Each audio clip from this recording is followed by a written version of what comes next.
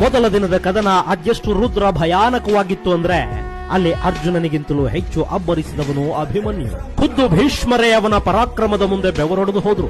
ಅಭಿಮನ್ಯು ಭೀಷ್ಮರ ಧನಸ್ಸನ್ನ ಮುರಿದು ಹಾಕಿದ್ದ, ಅವರ ರಥದ ಧ್ವಜವನ್ನ ಕತ್ತರಿಸಿ ಹಾಕಿದ್ದ, ಅವರ ಸಾರಥಿಯನ್ನ ಇನ್ನಿಲ್ಲದಂತೆ ಗಾಯಗೊಳಿಸಿದ್ದ.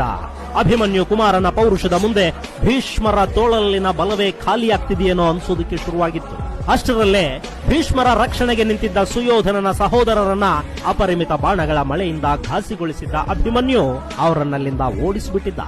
ದ್ರೋಣಾಚಾರ್ಯರು ಮತ್ತೊಂದು ಕಡೆ ಯುದ್ಧ ನಿರತರಾಗಿದ್ರು. ಸುಯೋಧನಾದಿಗಳನ್ನ ಯುಧಿಷ್ಠಿರ ನಿಗ್ರಹಿಸಿ ಇಟ್ಟುಬಿಟ್ಟಿದ್ದ.